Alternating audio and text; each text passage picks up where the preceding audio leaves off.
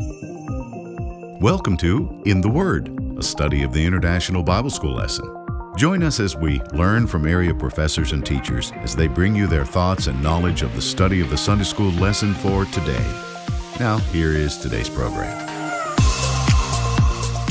Greetings. Welcome to all of you, our fellow Bible teachers, our fellow Bible students. We're so glad you could join us today. It's a good day to be studying the Bible together here in the Word, because we're starting a whole new unit of study on the theme of justice and the prophets. One of the major themes of the Hebrew prophets was justice. Sometimes we use the word righteousness, a related term, and that's going to be our focus for the next few months. So we're looking forward to some wonderful lessons coming out of a wide variety of prophetic texts from the Old Testament. And we begin with one of my favorites, Barry Amos. Yes. Don't you love it? I love it. Love it. He's one of what we call the 8th century prophets, which would be the 700s BC. And he's one of the earliest writing prophets that we have, along with Hosea. Right. So we're getting to see the prophetic tradition as it emerged in writing in Israel right from the earliest days. And Amos sets some important trajectories that are going to carry all the way through the whole prophetic tradition there. Yeah. So this is a good place to start. Let's remind ourselves and our viewers about Amos, who he was, in what circumstances he prophesied, just to give ourselves some context. Right. Here. Well, Amos was a shepherd from a little village called Tekoa, which was near Bethlehem. And apparently also a part of his job responsibility was that he helped to prepare sycamore fig trees for harvest. And I've never seen this done, but apparently the fruit needs to be scratched at a certain point in order for it to... a sharp stick would poke in the fig to hasten the maturation. Yeah, to make it ripen. Yeah. And another thing that's really unusual about Amos, of course, is that he's living in the southern kingdom, Judah, but was called by God to go and prophesy in another kingdom, in the kingdom of Israel up north. We think of Israel and Judah as being part of the same kingdom, which it was under Saul and David and Solomon. Right. But now they are truly separate political entities and not always very friendly with one another. No, they weren't.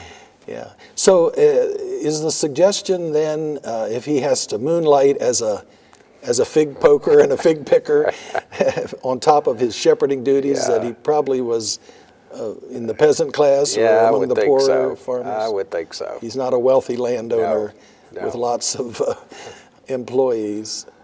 So we might think of him in the category of a migrant worker who has to follow the seasons. Not only follow the sheep, but follow the seasons. Yes, exactly. Around. And so he's called now to go up and prophesy in the name of Yahweh God to the northern kingdom, which in the middle of the 700s, the 8th century, was experiencing a time of great prosperity and military success. Yes. In terms of solidifying their borders. And there's a good deal of wealth. Now, that wealth hadn't necessarily trickled down very far. So we have a situation where we've got the 1 or 2% who are very rich at the top, but still then a lot of poverty, a lot of slavery, which was frequently debt-driven slavery. That's the economic situation. One of the things that seems to bother Amos, just reading through his prophecy, is the amount of sort of what we might call conspicuous consumption that's taking place among the very wealthy. Yeah. And which just underscores the distance between them and many of the very poor. Yeah, including Amos himself in a way. Yes. There's one just devastating section in Amos's prophecy where he talks about the women who are luxuriating on their beds of ivory and calling for servants to come and fill their wine glasses. It's a really devastating description. Not that women were the only examples of conspicuous consumption, but he does kind of pick on them at one point. Yes. So he really is a fairly unpopular prophet with an unpopular message in a foreign country, and was not well received and may not have prophesied there very long. We do know geographically where his prophetic work was centered in the northern kingdom, right? Right, yes. Jeroboam had set up 2 worship temples to compete with the one down in Jerusalem, one in the far north in the town of Dan, and another one in the south in Bethel, and we do know he was there, that Amos was there in Bethel, and perhaps I can't remember, but I think there's also maybe some evidence that he was in the city of Samaria as well. Which was the capital. The capital so of that the kingdom. Samaria was the political capital of the northern kingdom. Bethel would have been the most accessible shrine city or religious center. Right. And there's a good deal of ambiguity going on there. Jeroboam sets this up as an alternate shrine for the worship of Yahweh. Right. Because most of the Israelites in the northern kingdom were Yahweh worshipers. But it seems that other worship rituals for other gods and goddesses did spring up there at Bethel as well, and so we see evidence of calf worship there, which would have been characteristic of Baal worship. Right. So one of the problems it's interesting the way he starts his book. He announces God's judgment on the surrounding nations. And the Israelites of the northern kingdom would have just been cheering him on at that point. Oh, you preach it, Amos, great. You're going to destroy those Moabites and those Ammonites, and good for you go, God. But then he brings it around narrow and narrow and finally says, guess what? You Israelites have also broken God's law, and gives quite a long list of their sins, some of which are religious in nature, some of which, like idolatry, some of which are moral in nature, like sexual immorality, and some of which are more social, like mistreatment of the poor and participation in slavery. In fact, as far as I can tell, the passages that where Amos talks about justice and righteousness, the emphasis was really on the treatment of the poor and the oppression, the exploitation of poor people. Yeah, which he connects, of course, to our relationship with God. Right. The two, righteous relationship with God and righteous actions toward the poor, are integrally connected. But yeah, that's interesting that this charge of unrighteousness comes out of that sociological context. Well, that's helpful to know. Now, he announces the destruction of the northern kingdom, and it's going to occur in a mere generation, 35 years from the time of his prophecy. We don't know that he even realized how close it was, and certainly the people did not accept that. I've heard this particular period of time in Israel, in the northern kingdom's existence, called the Indian Summer. Oh. Because it was a good time. But it was shortly before winter was coming. Right. Destruction winter was coming. is coming. Okay. Well, how about reading our short text for us? Woe to you who long for the day of the Lord. Why do you long for the day of the Lord? That day will be darkness, not light. It will be as though a man fled from a lion, only to meet a bear, as though he entered his house and rested his hand on the wall, only to have a snake bite him. Will not the day of the Lord be darkness, not light, pitch dark, without a ray of brightness? I despise your religious festivals. Your assemblies are a stench to me. Even though you bring me burnt offerings and grain offerings, I will not accept them. Though you bring choice fellowship offerings, I will have no regard for them. Away with the noise of your songs. I will not listen to the music of your harps. But let justice roll on like a river, righteousness like a never-failing stream. Well, that last verse is a beautiful climax to our printed text. It is probably the most famous single verse to come out of Amos, along with "Prepare to meet thy God." That's a pretty famous In the one. South. Yes, right. We used to see that on billboards, right, all across the South. But this is a very famous one, and rightly so. It really is the heart of Amos's message in many ways. This word "woe" that begins verse 18 at the beginning of our printed text is kind of interesting. I've seen two different interpretations of it. One is the fairly negative idea of, woe is me, alas, Right. something horrible is going to happen. Right. But I saw another scholar of the Hebrew language who said it can also be translated something like, you who long for this. In other words, it's a little more commiserating with them rather than just denouncing them. Right. Which I thought was interesting.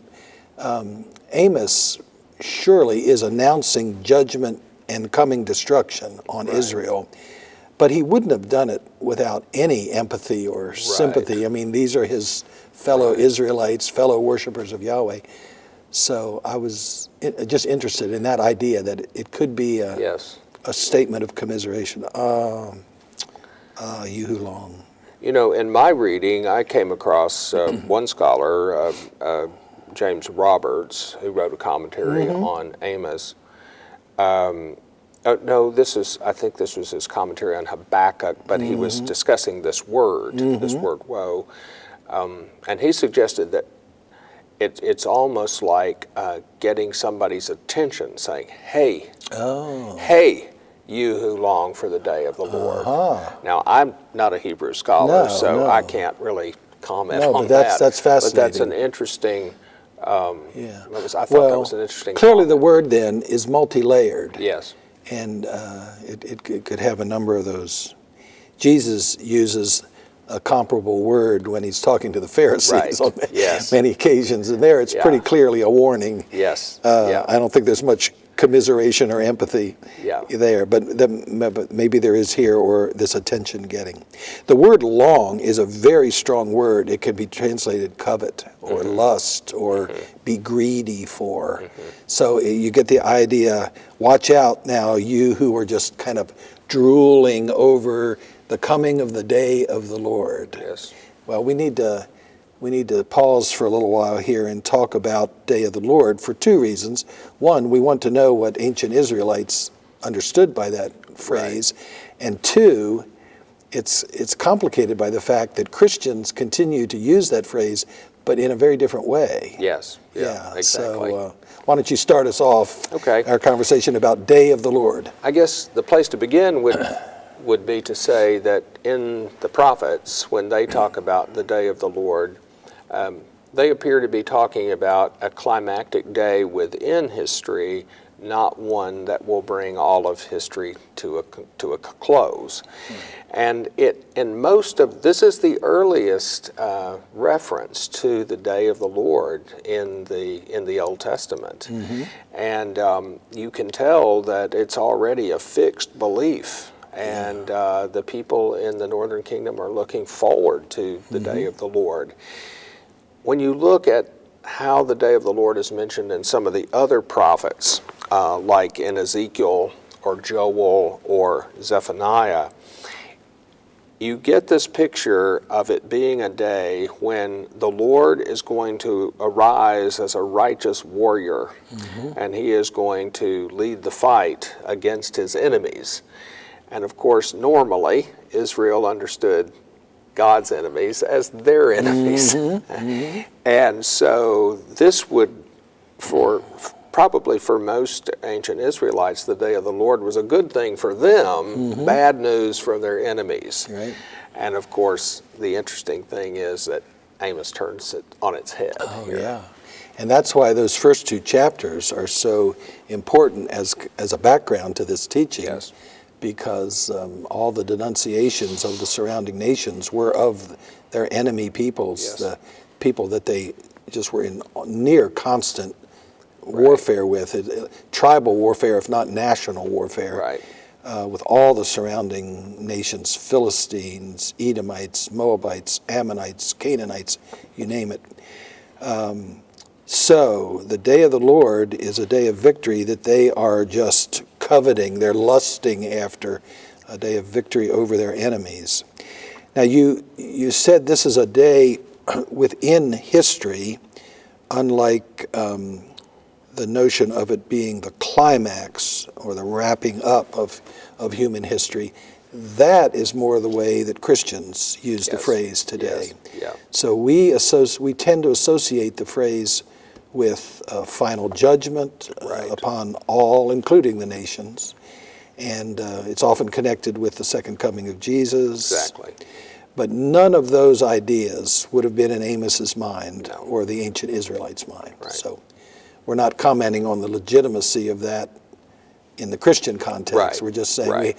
we have to reserve that meaning for a much later understanding of the same language. Right. Day of the Lord. But clearly they know all about this day of the Lord, and clearly they are longing for it, welcoming it. And that's why he questions, why in the world would you long, why would you lust, covet the coming of the day of the Lord? For you, as for the others, this is not going to be a time of light and hope, a time of darkness. He makes that statement in verse 18. He comes back to it in verse 20 very powerfully and reiterates, will not the day of the Lord be darkness, not light?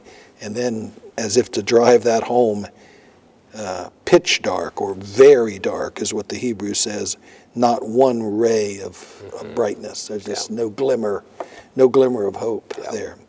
So this is one of the places where Amos tries to prepare the Israelites for a terrible time of coming destruction, which will include them, not exclude them. Verse 19 has a little, in the midst of this light-darkness dichotomy that he explores, we have this idea of running, seeing danger on the horizon and running to safety, assuming you're going to find safety. Right. And he also turns that on its head, doesn't he? Yes, he does. So, there is absolutely no escape. So you run from a lion straight into the arms of a bear, and then you maybe are running from the bear into your house and thinking you've found a place of safety, only to lean against the wall and have a poisonous snake bite you. So it's not exactly funny, but it's clever the way he does that. I'm fascinated by the fact that just a chapter or so earlier, Amos has used this metaphor of the lion in reference to Yahweh God. Yes. And so in Amos chapter 3, verse 8, it says, the lion has roared, who will not fear? And then in the companion line that follows, the Lord God has spoken, who can but prophesy? Right. So he's clearly using the metaphor of the lion to describe the destructive power of God in human history. It's possible that, when Amos uttered these words about the man fleeing from the lion, that he's thinking about Israel trying to flee from the destruction that the Lord's going to bring. Yeah. They won't be able to do it, Right. though. Even if they flee to Baal or Moloch or some other god, rescue me from the wrath of Yahweh. There's no escape from the wrath of Yahweh, given the immensity of your sin. So I don't know that we should read quite that much into it, but God's destructive power is symbolized by this lion. Now, he gets a little more direct. He's been very metaphorical here in 18, 19, and 20. using the language we've been discussing. But now he really drops all metaphor and just comes right out and condemns them. But he doesn't go back to that old list of sins that we saw, slavery and discrimination against the poor and immorality and things like that. He attacks their religious life in these next few verses here. Now, the question that occurs to many of us when we read these words, in verse 21, he attacks their celebration of religious festivals, things like Passover, I guess, unleavened bread, the Feast of Weeks, the Feast of Tabernacles in the fall. He attacks those. And then in verse 22, he attacks the sacrificial system, all these offerings of various kinds, burnt offerings, grain offerings, peace offerings. And then in verse 23, he attacks their worship through song, which we think of the book of Psalms and all the wonderful things there. These are, I think of these as good things and God-ordained things, and now suddenly God is saying, I'm not going to listen to this anymore. I hate it. I despise it. I think we might need to explain that. Why God hates what he, in fact, commanded. Exactly. Rescue me here. Well, one thing we might notice is this is not the only time that the prophets do this. In Isaiah chapter 1, there is a similar denunciation, and also in Micah chapter 6, there's a denunciation of these rituals and ceremonies and so on. In light of the fact that God did command all these things, it's difficult to believe that that Amos condemns these things in and of themselves and wants them to stop them. The problem, of course, is that they not only don't mean anything to God, but that they have become an abomination to God because of the kind of lives that they're living outside of these acts of worship. And so what would normally be a wonderful and good thing, the feast, the music, and so on, have become corrupted and have become a stench for God because of the concomitant lifestyle of these people who are worshiping God in this way. Well, that's very helpful. For instance, the sacrifices, the second thing that he mentions, these are ways in which the Israelite people sought forgiveness from God for their sins. These are ways in which the Israelite people tried to maintain or restore their relationship with God, like in the peace offerings, the fellowship offerings. If these people are sinning with impunity, which they were, I mean, they acted like they could maintain their relationship with Yahweh, but mistreat the poor or despise foreigners, then that undermined the whole meaning of the sacrifice. That's insincere. And the same thing is true of their worship assemblies. It just undermines the meaning of them. And their songs of praise to God are meaningless if they're not willing to align their wills with God's will, the God that they're praising. The whole thing becomes a sham and becomes mockery, really, when there's not this underlying devotion. One scholar I read said, God is not seeking so much devotions, but devotion. That's nice. And without that devotion, the devotionals don't mean very much. One scholar, well, actually one or two scholars that I read, suggested the possibility that Amos uttered these words during a festival. Maybe one of the festivals at Bethel. And which would we don't know this for sure, but it would certainly give the words of Amos more weight and punch if they were offered right in the midst of these things that were going on. And it would also explain the severity of the negative reaction that he received, because later in the book of Amos, our viewers might be interested to know, the high priest at Bethel stands up and challenges Amos and says, look, we're not going to listen to you. You go back to Judah. Tell them the word of God. We don't want to hear it. Right. And if Amos has stood up right in the middle of one of their great religious festivals and says, thus saith the Lord, I despise your festivals, that would have elicited a strongly negative reaction here. Amos's language is so compelling. I just want to point out that he's appealing to almost all of the human senses. In verse 21, your festivals and assemblies are a stench to me. So there's a sense of smell. And then in verse 22, at the end there, I will not look upon your sacrifices. So there's the sight. And then we have the sense of hearing in verse 23. I refuse to listen to the music of your lyres. So he's appealing to these kind of anthropomorphically ascribing to God the concept of human sense. But it's a way of highlighting just how deeply God is offended by their insincere worship. Well, thank you for reminding us that this is a theme that is going to pop up in many of the later prophets. That brings us to this beautiful conclusion here. Justice and righteousness, both words appear in this verse, and they are surely synonyms of each other. When we try to make a distinction between them, sometimes we think of justice as the more public, social, judicial kind of concept, justice, and that righteousness might be the more the term more often applied to a religious, relational, interpersonal thing.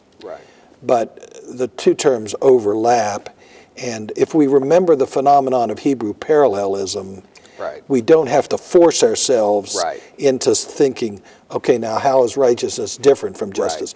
We have the luxury of saying, he's talking about pretty much the same thing. And these words are not just words that are appropriate for Israel. I think the Lord's church today needs to hear this call to justice as strongly as ever, don't you think? Yeah, absolutely. I think that one of the things we need to remember is that if justice and righteousness are going to be applied, they need to begin first in the church. That's where the world should be able to look and to see what justice and righteousness look like. And so we should treat fellow Christians impartially, and we should take care of the poor and the aged and the elderly in our midst. Learn to find ways to love our enemies as Jesus encouraged and things like that. So, only when we begin practicing it among ourselves as the Lord's people can we then call on the culture at large to try to emulate our godly behavior, our righteousness. Well, thanks so much for joining us as we've begun this wonderful series on the concepts of justice and righteousness as seen in the powerful prophets of the Hebrew Scriptures. Hope you can join us next time when we continue this series. We'll see you then. This has been In the Word, a study of the International Bible School lesson brought to you as a ministry of First Christian Church in Johnson City, Tennessee. Our thanks to our teachers that led us for this week's lesson. Join us again next week for another lesson from the International Bible School lesson text. This has been a production of First Christian Church.